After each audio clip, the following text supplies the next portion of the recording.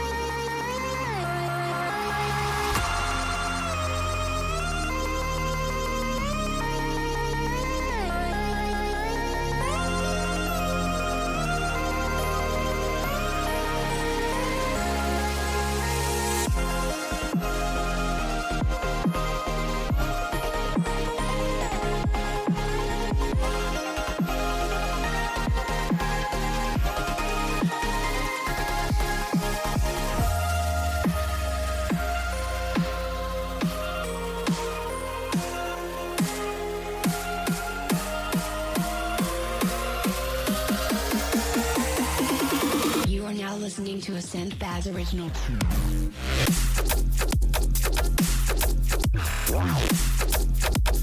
We don't give a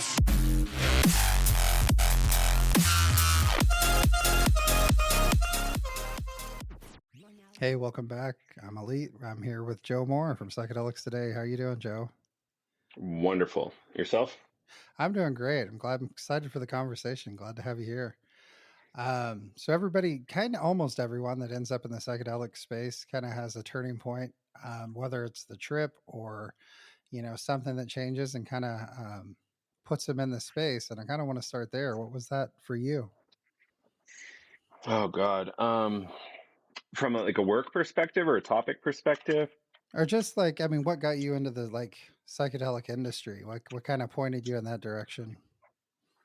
Yeah. So let's go back to roughly 2014, 2015. Kyle Buller and I, my co-founder of Psychedelics Today, we got introduced by our breathwork teachers from Vermont. We both kind of studied there.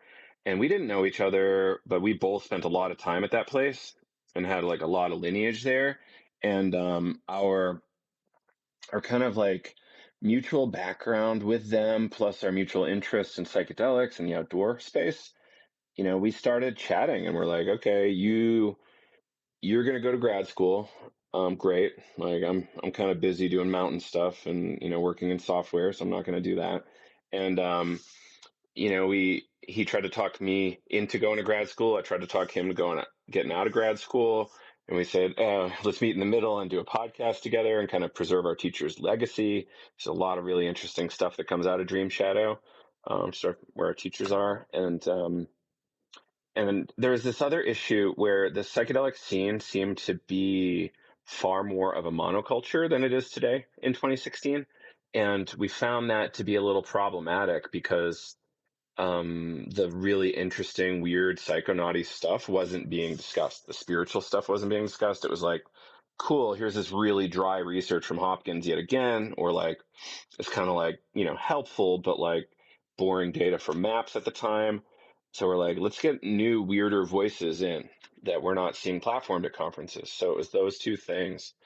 And that was kind of when we started really getting Psychedelics Today together, and starting the podcast. We had no intent of business or really grandiosity about it. We're like, podcast sounds fun. Let's do that.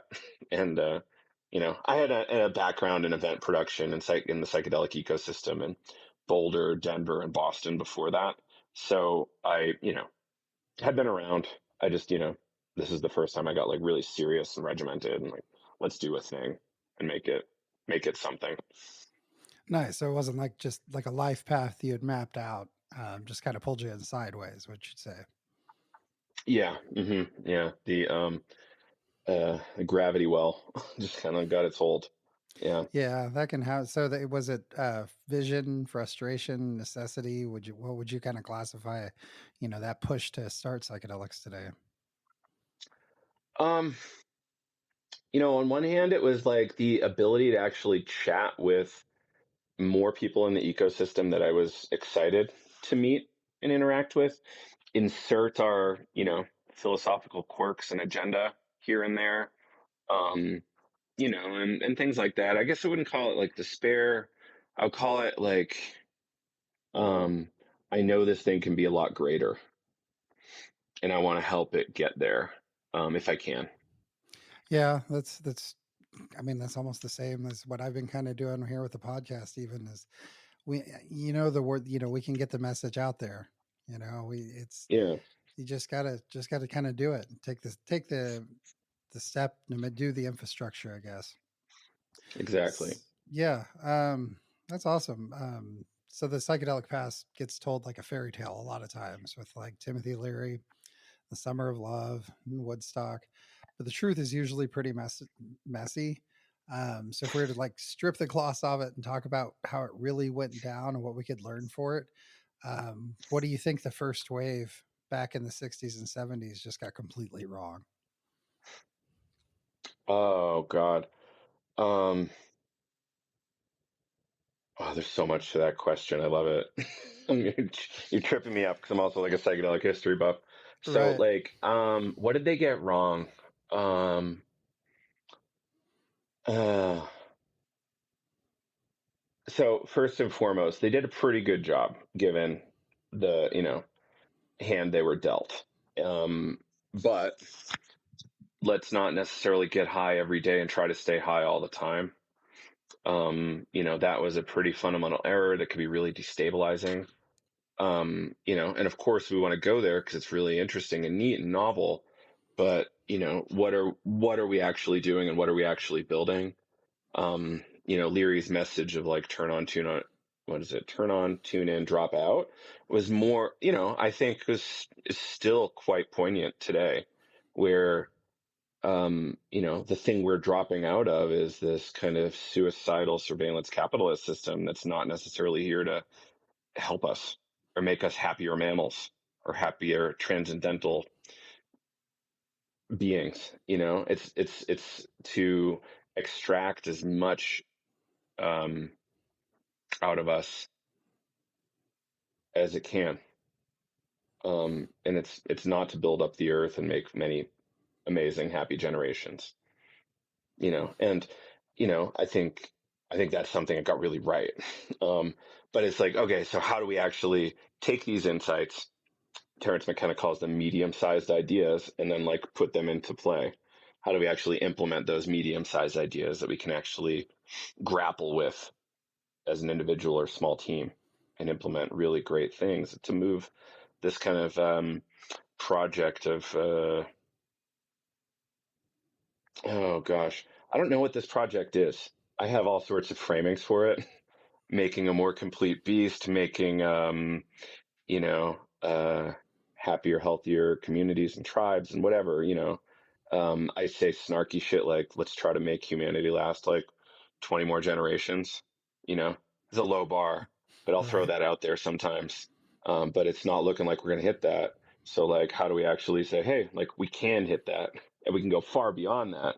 We just got to get our shit together here and realize that you don't necessarily need that Ferrari and you don't need to stab everybody in the back to get it, to be a happy human. Yeah, that's a good point. Yeah, I kind of my view on it. I wrote something on this. Actually, started a Substack and put an article I just wrote up on there. To me, it was. I find that when we start tying psychedelics too close to some personalities, that causes a lot of issues because, like Leary, I mean, he was labeled what the most dangerous man in America, from the Nixon administration, and I Convenient think, marketing title. Good for yeah, him. yeah, yeah. But yeah, I think that kind of that tying that close to that cult of personality really it kind of derailed things a little bit. Who do you think the And real especially keepers? Oh, making substances the gods too, like the right. god ketamine, the god ayahuasca. Like that can get really problematic, limiting, and has its own set of difficulties. There's a really, really great story of this kind of cult in a while ago. She's like an heiress of like the Marriott fortune or something. Marcia Moore, same spelling as my last name, Hmm. and she ended up dead as a result of her ketamine cult activity, and it wasn't an overdose. And the ketamine became a god. It became like dark Kali for them. And when that happens, things can get really complicated. It's the same as this cult of personality thing that you named. Yeah, I kind of see that too. When you start, I guess, yeah, that idolization of whatever substance or making it your god or your higher power, deity, whatever you want to call it. Yeah, that can lead to downfall too. It seems to be kind of the common thread there is when ego gets mixed involved. Shit Hmm. gets pros. Yeah. So who do you think the real keepers of the flame during Prohibition are? Oh gosh. There's probably a lot of people that shouldn't be named, right? I Right. think I obviously the Shulgins helped a lot. And that's pretty clear. That whole circle helped a Oh, lot. right. Um, there's I'm sure at this point you've heard of Dr. Z, who's responsible for 3 and 4 MMC and many others. I Hmm. think that gentleman um, has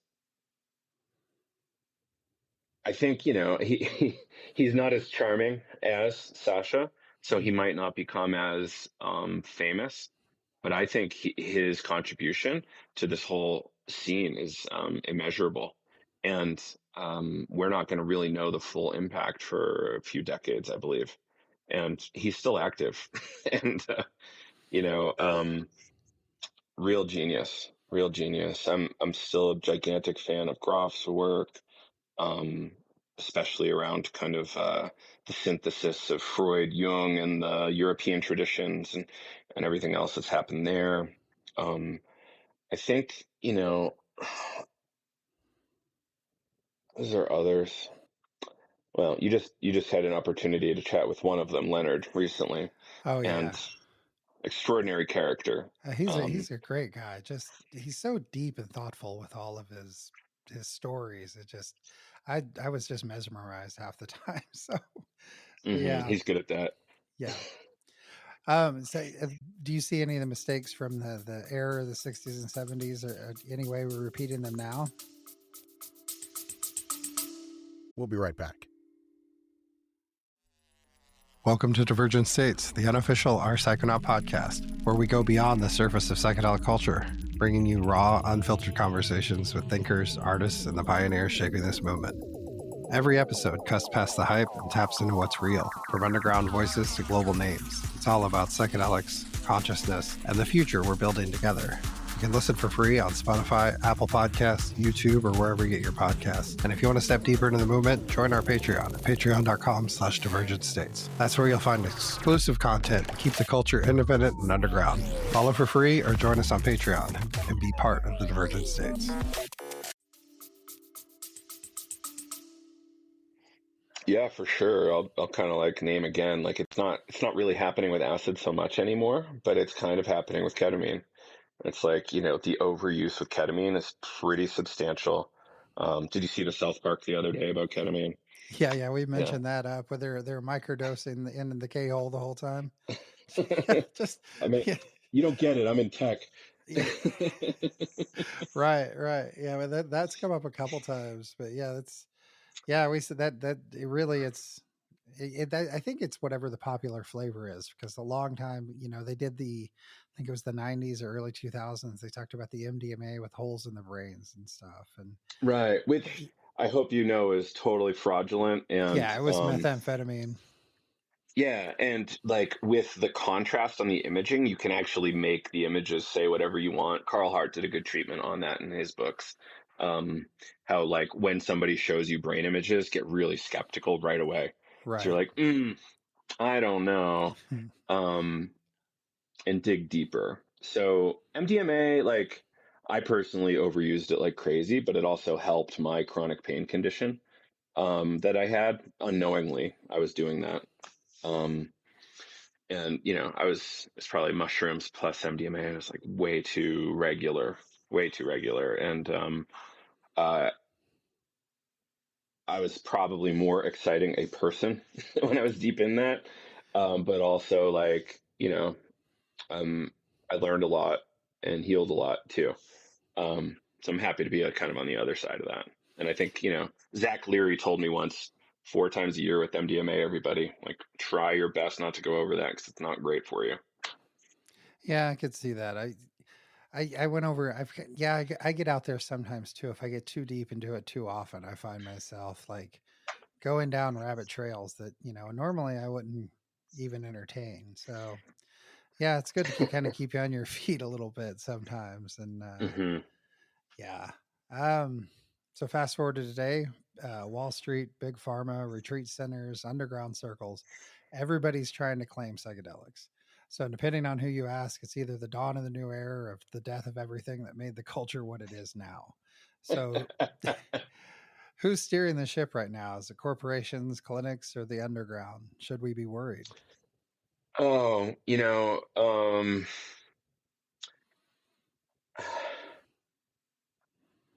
you should always be worried, but like, is there anybody driving the bus? I think that's what people should realize, is that there's not really anybody driving the bus.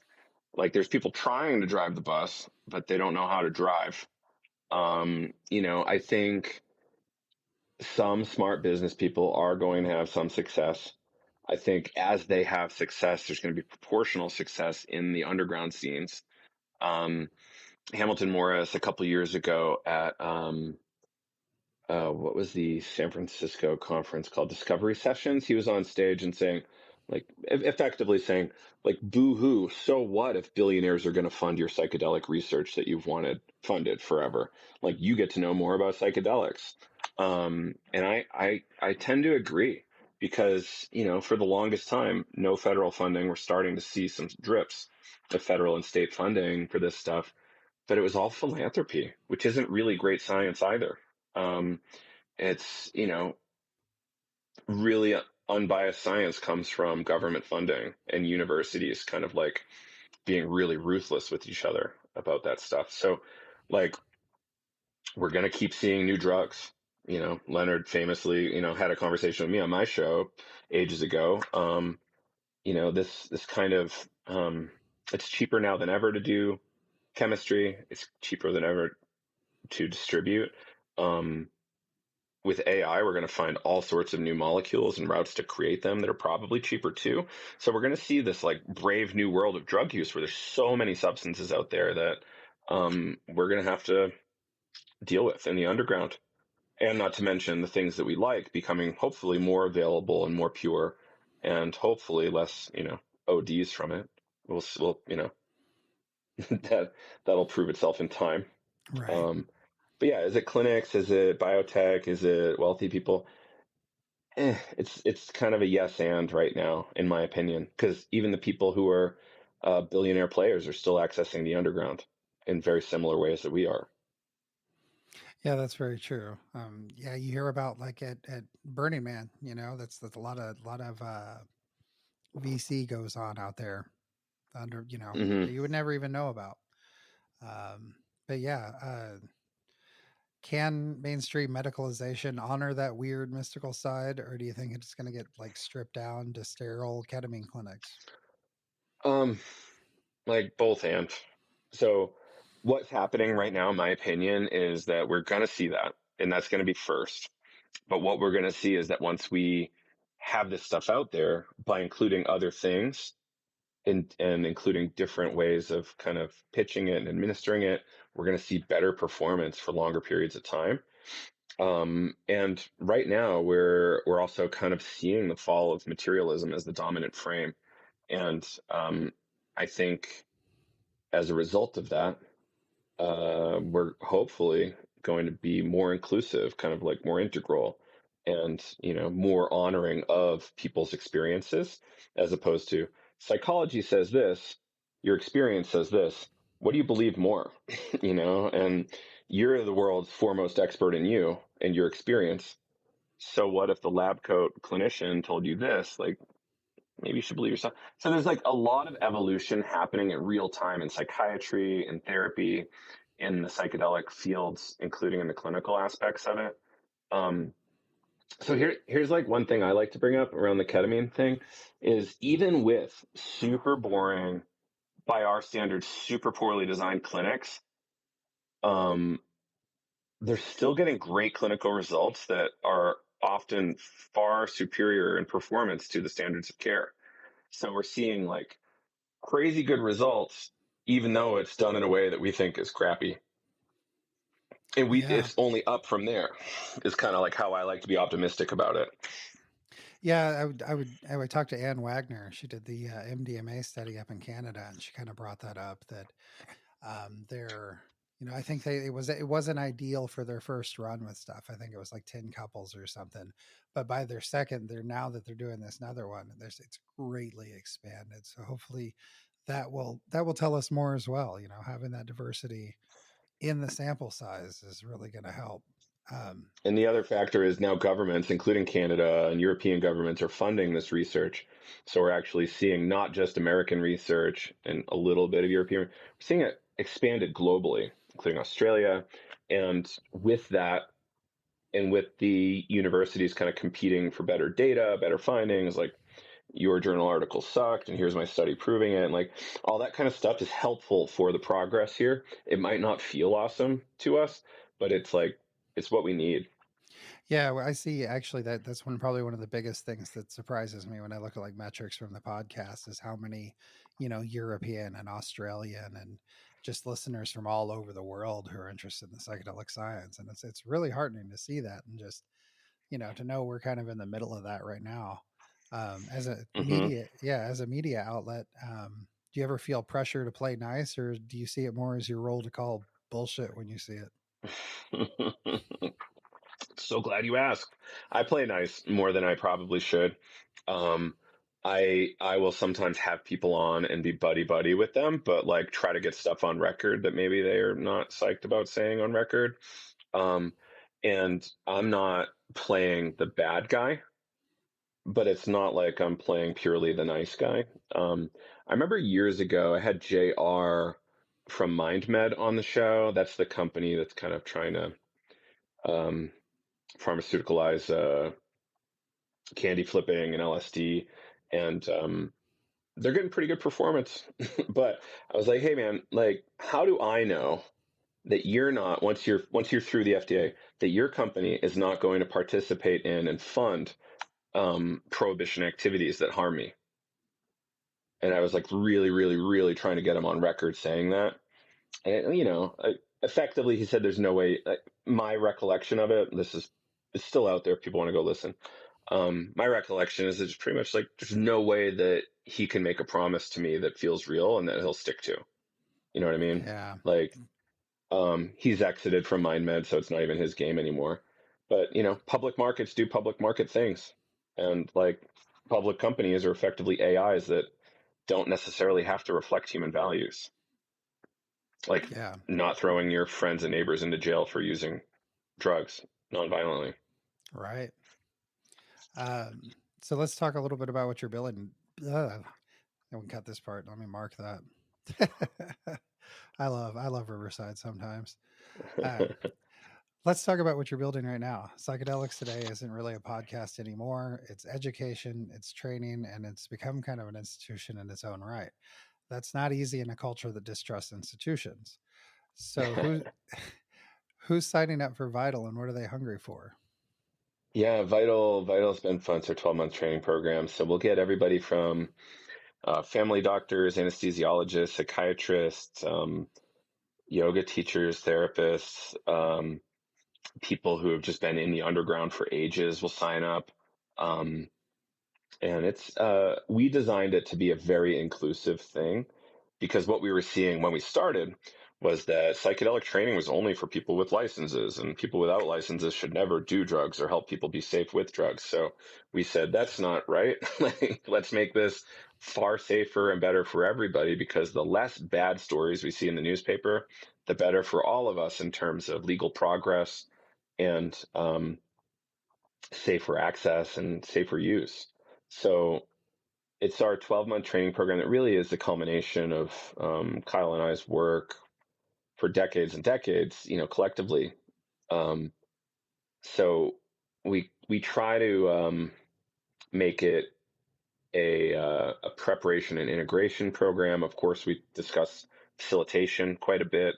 Legally, we're not, you know, comfortable calling it a facilitation program, but you know, I'd be more comfortable with a lot of these graduates sitting for me than a lot in the other programs.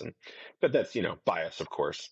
So we're trying to create the next generation of psychedelic professionals by having them be broad spectrum players and broadly, you know,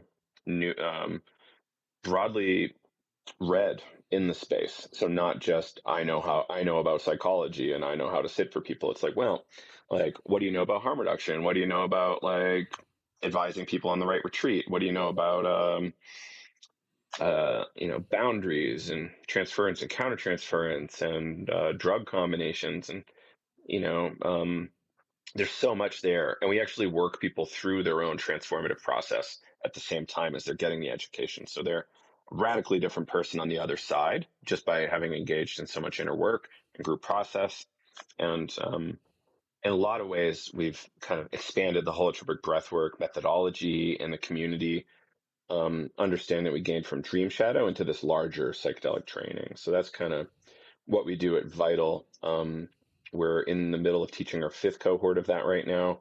And hopefully May 2026, we'll be starting our next one. We're not sure on our dates yet, but TBD.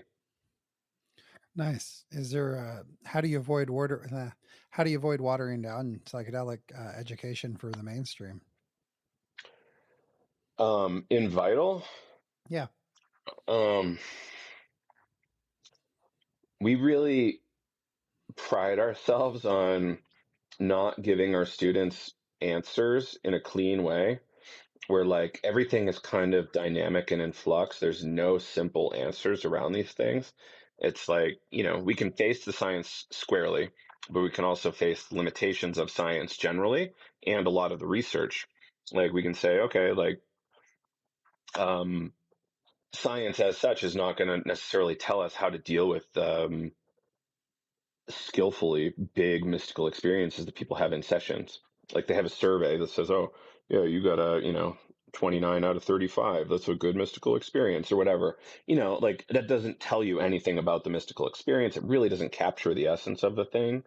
Um, but like helping people understand how to work with folks who have had that is totally a different jam that is really difficult to discuss in mainstream settings because therapists aren't going to necessarily get that. Therapists have great training. They can be really skilled in a lot of scenarios, but therapy for mystical experiencers, UFO abductees, like this kind of stuff it's not necessarily apparent in your therapy training or your psychiatry training. You're like, oh, that guy needs Thorazine or that guy needs to be institutionalized.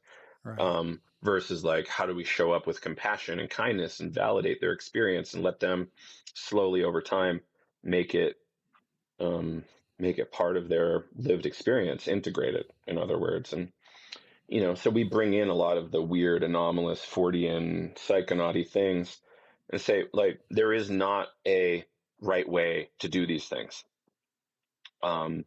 There's certainly some wrong ways if you want to be healthy and happy. But I don't presuppose anybody wants to be happy and healthy. Right. I let them Right. tell me. Yeah. Yeah. And I think it's a lot of respect for who you are and how you're showing up, and respect for we collectively, we don't know where you want to end up, and let's explore that together. Yeah, I guess it's a good way to put it, like that's it's really the heart of the whole conversation really is that the synchronicity, I guess you'd say, and the cooperation, the whole ecostructure. Kind of along those lines, how do you balance running a business in a space that just inherently distrusts business? uh, you know, um, Yeah, this is a good one. So it's been a learning process for me. I did 20 years in software. I was doing like systems engineering and tech support and um, kind of web development, design, things like that for 20 years, and dealing with giant customers and hospitals and whatnot. So I got some exposure to business and sales and things along those lines. But um, coming in, you really had to be, I we started Psychedelics Today when I was kind of somewhat deep in my overuse period. And I think that gave me some sort of like credibility. We're like, okay, this guy's deep in it. Like, let's, trust him as far as that goes. And like, let's hear what he's saying. And, what I would do on the show. So I'll give you a little like business history here. So like, we didn't sell anything for a while. Like we were just a podcast. And then I was like, hey, Kyle, it'd be really cool to just like sell something so we didn't have to pay for this on our own. Um, and it's like, okay, cool. And we kind of collectively decided we wanted to build programs for college kids to say, here's how you can be a little safer. Here's how you can make this productive. And I saw people who got lost in psychedelics in my undergrad. I'm sure plenty of other people maybe have themselves or have seen it. So we had some success there, and that was a relatively affordable program, and we helped a bunch of students, and then doctors and therapists started showing up. Not our intent. So we started actually building programs for them and, collecting testimonials. People were really happy with what we were doing for them. There wasn't really education available online at the time in the way we were doing it, especially when we were, really call it brash. We're really just like, here's the facts. Like, I'm not going to sugarcoat this.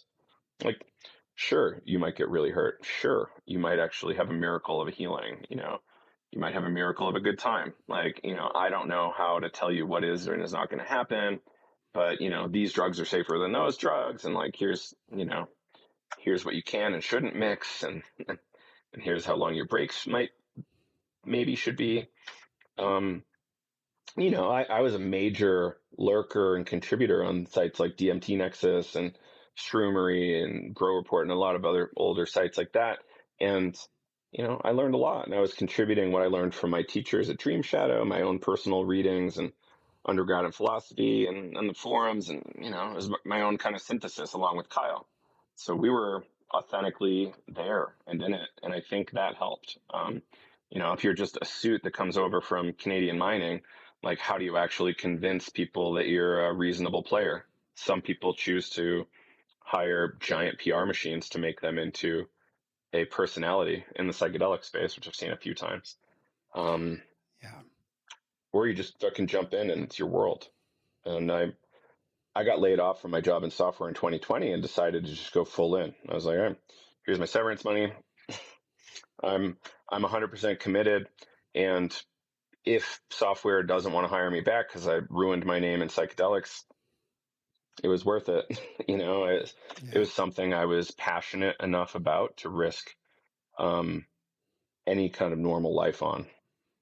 And that kind of stuff gives you credit a little bit, I guess. Yeah, what I kind of see it. I thought of this earlier, just kind of going back and we're talking, but I think that's kind of the problem. A lot of times we see in the space is there are people who get out there who are afraid of LSD or afraid of MDMA, and they're never going to try it. How do they even expect to kind of get in the business, or even that's that to me that's one of the big problems that I think that probably happened back in the era back in the day that might be happening again today. It'd be kind of a parallel issue as we're talking. Not enough people trying the goods. On one hand, that might have been a contributor in the old days. I don't know what it is now. Like Rick Perry just came out as an Ibogaine user, which is radical. There's some Republican senators came out as Ibogaine users. I think more need to come out as MDMA enthusiasts. That would be helpful for our cause. I met a biotech guy who was developing psilocybin. He's the CEO of a company, and he was like, "Yeah, I was too afraid. The only time I ever did it, I was super drunk in my hotel room and by myself and ate a bunch on a business trip." I'm like, that is the most outrageous story for a biotech CEO to be telling me. Like, What's the worst way you could do shrooms? There's a couple worse ones, but very few. Right. Yeah. If I were to ever tell someone to give anybody advice on when you should take shrooms, being drunk alone in a hotel room would not be one of them. Be up there on top of the list.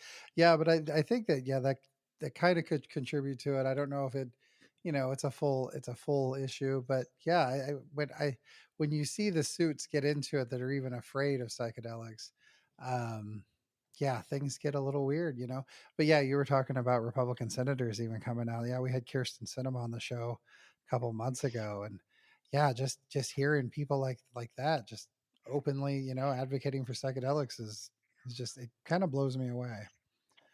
Yeah, it's Yeah, interesting. yeah. So looking forward, psychedelics are at a crossroads. They could go mainstream in a way that changes everything, or they could get chewed up by the machine and spit out as another fad. So what does the next decade really look like to you? Oh God. Well, I think it's everything. I don't think it's one or the other. Yeah. What does the next decade look like? I think, in less than 3 years, I think we're going to have at least 5 psychedelics approved for clinical use in America. Yeah, I could see that. Yeah, I think it's a maybe a conservative timeline, maybe not. We all expected MDMA to be sooner, but there's issues there, and Yeah. I think so. We're going to see that. Then there's going to be more money coming in from companies like J&J and AbbVie, which we saw the recent their I think that's how you say their name, the name of that company. What was it? $1.2 billion acquisition of an Ibogaine company. So there's some really interesting stuff there. I think we're going to see more and more institutional kind of money come in. So like banks like JP Morgan and other like bigger investment groups are going to start spending money here. I hope, and I've heard rumor of this. So alcohol sales are going down. Big brands like Anheuser-Busch, Coca-Cola, Red Bull, things like that, they actually contribute to this like future, like kind of think tank group. It's like, what are the products we need to be looking at 12 years out, 8 years out? And like, as alcohol declines in popularity and interest, and people are like, maybe I shouldn't drink 6 Rockstar energy drinks a day. Like what? um, that's me kind of making fun of myself for drinking 2 pots of coffee a day for years, which is Right. not advisable. Anybody out there, you break eventually. Uh, I think they're contributing to these think tank groups. Or what are the consumable futures?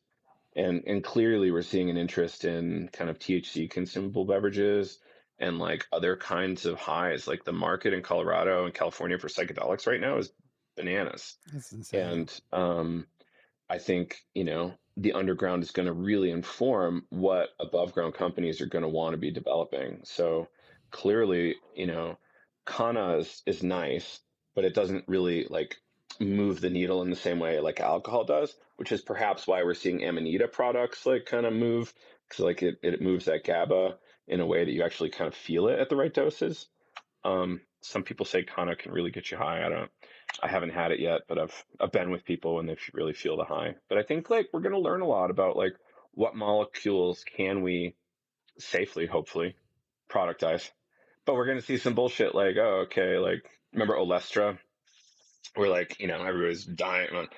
I'll call it dying as a euphemism for Yeah. like eating these Pringles, and you have that situation, and then like we're gonna have situations like that too, where we're like, oh, this was a good angle, bad execution because the molecule was bad, so we need to like, or formulation was bad, we need to actually like let's shift the formulation, and maybe people can drink 6 a week or whatever it is. But I think we're going to see more sobriety. Like I see less and less people smoking cannabis. I see less and less people drinking, but also they are microdosing. They are, not everybody, but a lot of people. And I think we're going to see more and more people actually macroing once a month or quarterly. So I think it's going to be a mainstreamed practice, but we don't know what that really looks like yet. Could it be like you and your wife smoking a DMT pen on Friday evening once the kids go to sleep? That's not happening. Right. Will it happen more regularly? Time will tell. The 5-MeO pens are really getting democratized, which is really an interesting phenomenon. I don't know how I feel about it all the way, but I'm not the one to tell people what they can and cannot do. So it's kind of like um, the market's going to do interesting things. Hopefully, people like you and I can steer people in a healthy direction. Right. Um, and what is constructive use, what is destructive use, and what's in the middle. Because I've had people say like, oh, getting high, like that's really bad, like we shouldn't be consuming anything. And it's like, well, with that same logic, we shouldn't eat any foods either, because Right. like there's anti-nutrients and nutrients, and like some of these things really are great for us and some are good and bad. And even the great things have some downsides. So Right. Doesn't work to take it's it a to that. complex thing. Yeah, it doesn't work to take it to that puritanical level of yeah, no salt on your food. We need some spice in our life. Yeah. So we're going to It's, see a lot of that, and I really want to encourage that, and we really want to encourage pleasure as a thing. It's not just, oh, I healed my childhood trauma. It's like, oh, I got to party with my friends for 2 weeks, and XYZ, could just be their basement, and I came out a new person, and I yeah, and I did it healthy partying. yeah, and I would also encourage listeners to be careful. Like they came out with that study this week earlier, where somebody went through and tested all these over the counter bars, I think, and a lot of them had like the 4-MeO, 5-MeO, just a bunch of different random Yeah, stuff. 4-ACO, DMT, and a bunch of other weird Yeah, tryptamines and non-tryptamines. Yeah, don't be skeptical of what you're buying. for sure. And trust, work towards figuring out how to trust your supply chains. And, if you can afford to ingest, you can afford to test and learn what the testing resources are that you can Right. access. And Yeah. at home test kits like Bunk Police and Dance Safe are good, but they're not complete. Yeah, for sure. Yeah. Bunk police, dance safe, always test your stuff before you get a hold of anything. Um, so if prohibition just ended tomorrow, is there any underground tradition that you would just insist on saving? Oh, I, underground tradition. Gosh. Um, I don't know. I don't know of anything that I particularly love. I think it would be really interesting to preserve kind of and enable like old school chemistry as an art, like how do we get folks like a Leonard or a Dr. Z or an Albert Hoffman to still keep doing cool shit like that? And, once in a while, similar to wines, you get the, 1979 edition of XYZ, like that could be an interesting phenomenon with LSD and other things, Yeah, I had an Um, ex that actually said I do that too often. She said she didn't like tripping with me because I spent too much time judging the LSD than actually enjoy the trip. And I'm like, I can't help it. I can tell the difference. So So that's an interesting topic, man. So like I've been thinking about this as a research project because ostensibly LSD is LSD, but in the lived experience, everybody has a different experience on different batches and sometimes the same batch. Um, one person I know actually ran a trial with their product and their customers, and they actually confirmed this like bias towards like you're going to experience what I tell you you're going to experience in the marketing. And they oh confirm that wow. over a pretty reasonable sample set by saying, this strain does this and this strain does that. And, um, the data was pretty clear. So I want to do the similar thing with LSD. And then I want to like chat with chemists and analytical chemists, like how much like is it uh, not exactly DMT. It's like the molecule didn't totally make it to DMT, or it decayed a little bit from DMT, and similar to how ketamine is kind of like not always ketamine, right? It's kind of like a blend of the precursors and degradation things and whatever. So I want to like understand that story around LSD better, and I'm sure that's an interest of yours too, right? Yeah, that would be an amazing study. Just to, even to see, because especially with a drug like LSD that puts you in such like you're an open-minded state, that Mm-hmm. what how much of that preemptive kind of what you should expect would actually influence your actual experience. So I mean that would be yeah, because you could take this really pure LSD and tell everyone it's shit and see what they come out on the other side talking about. I don't know why you'd Mm-hmm. say that was shit. That was the best LSD I had in my life. Or whether like, oh yeah, that was terrible shit. So yeah, that'd be Right. really interesting. Do kind of a double blind or yeah, see if you could. But yeah, that's Yeah. uh is there anything that Set and gives setting's you no joke. right? No, for sure. And I would say one of the traditions I think I would keep is blotter paper. I'd find like you guys need to keep doing nice art on blotter paper because Yeah. yeah, Limited run. right. Yeah, Yeah. number your sheets and everything, right?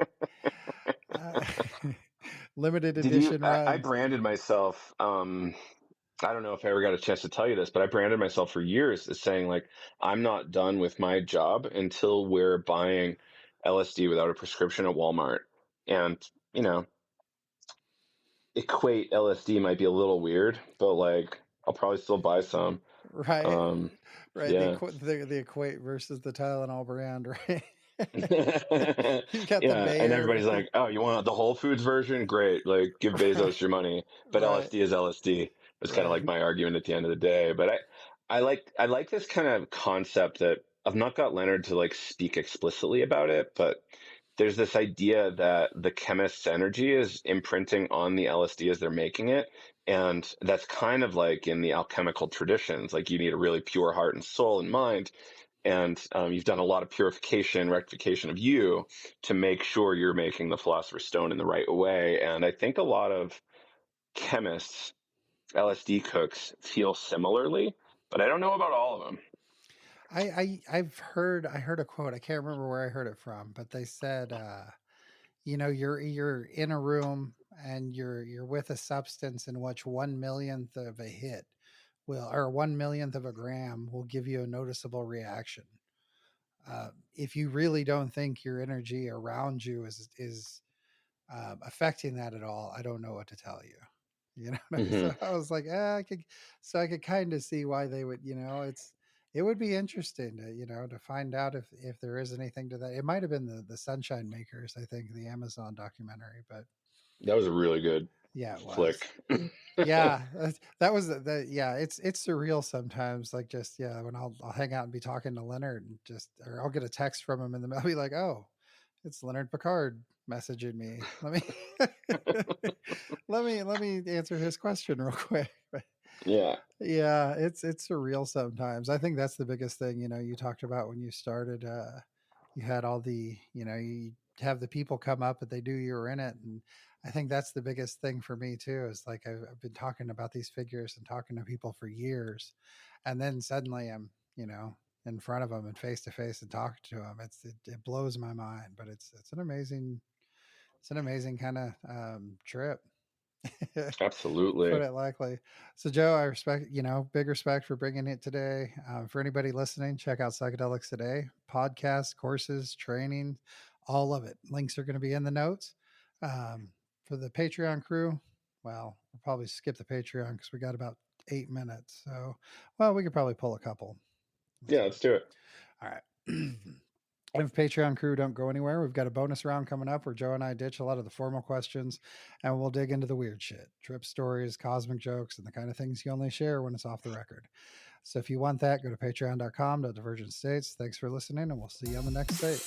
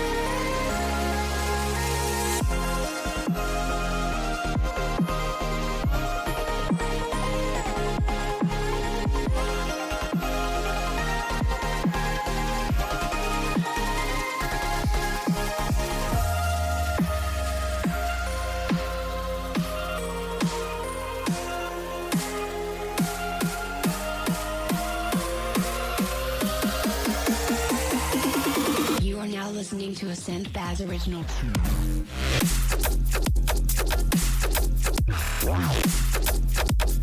We don't give a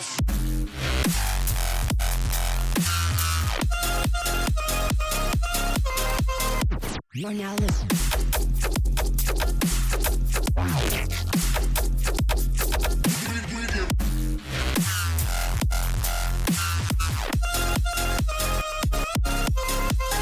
Get the fuck.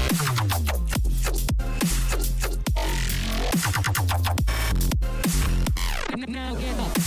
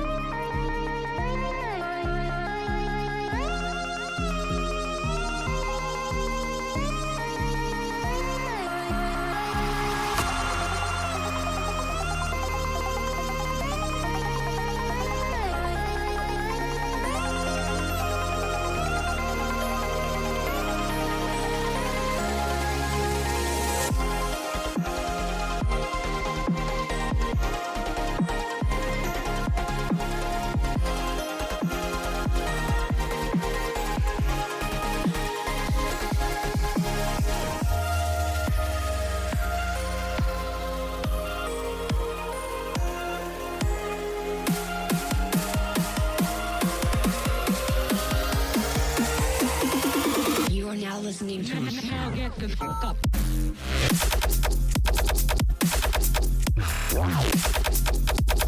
We don't give a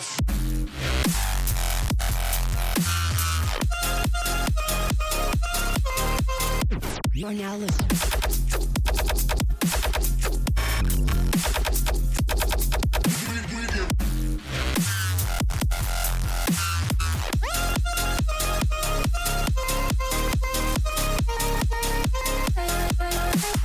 Sandbags too.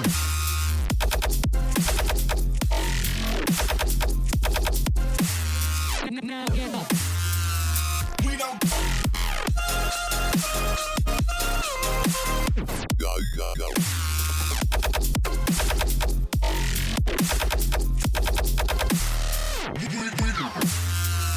We don't.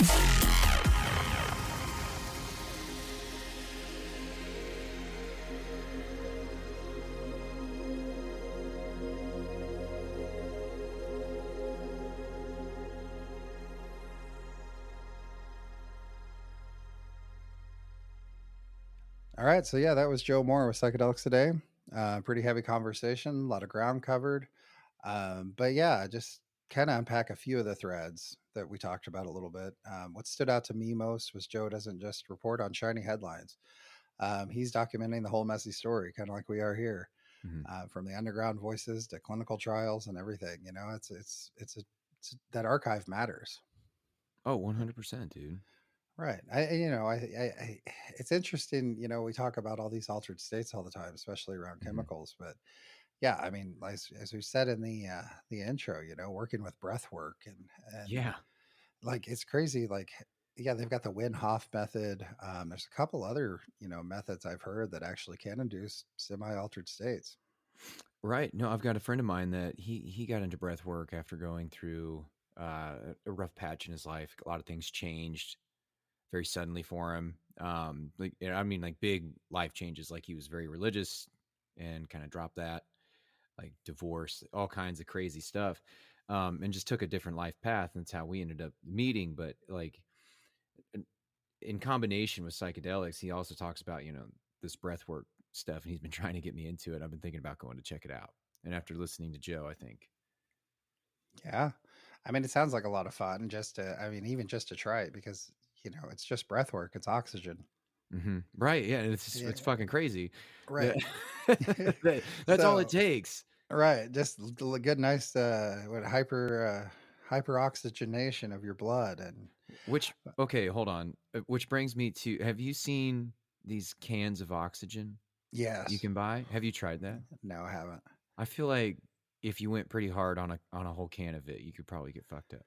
Yeah, you could probably, I mean, I don't know, huffing that oxygen high, because, yeah. we're never breathing pure oxygen. So to just right. get like straight oxygen can fuck with your brain a little bit. It might. Yeah, that'd be an interesting, like, I guess they've got the like hyperbaric chambers, which is kind of like that. So yeah, that's interesting. I mean, yeah.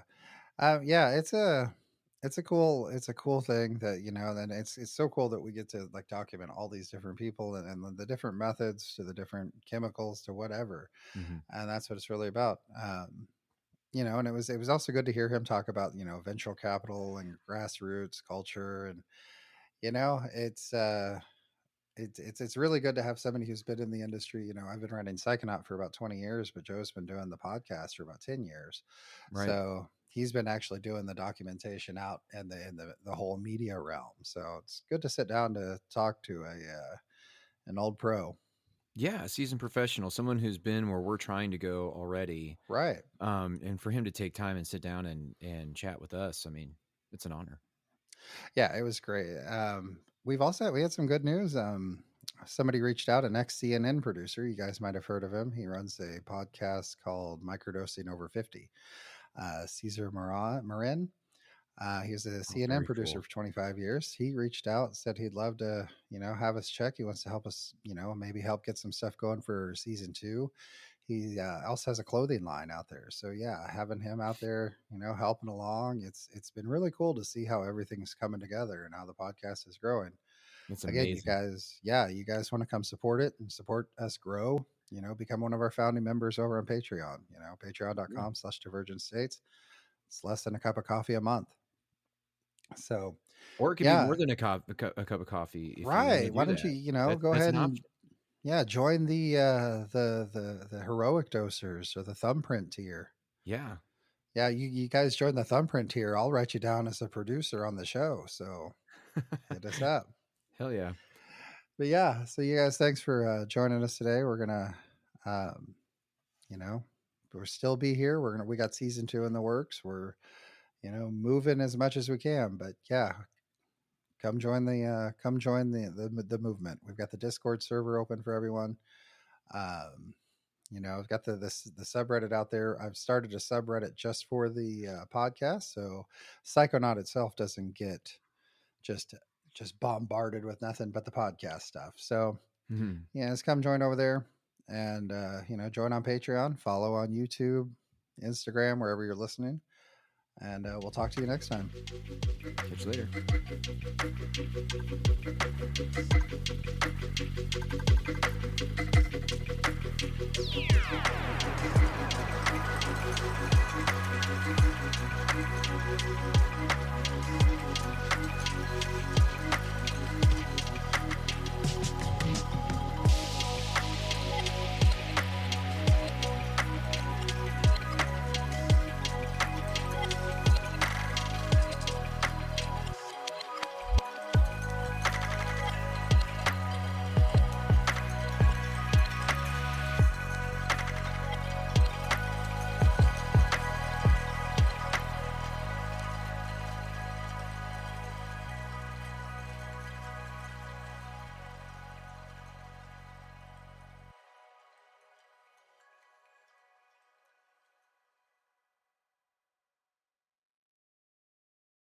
Psychedelics can take you deep, but you don't have to go at it alone.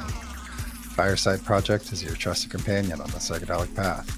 If you're having a tough trip, their free, anonymous support line is just a call or text away at 62-FIRESIDE.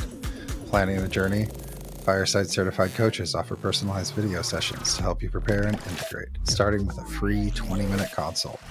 Whether you're on the path, in the middle of it, or just getting started, Fireside is here for you. Learn more at firesideproject.org.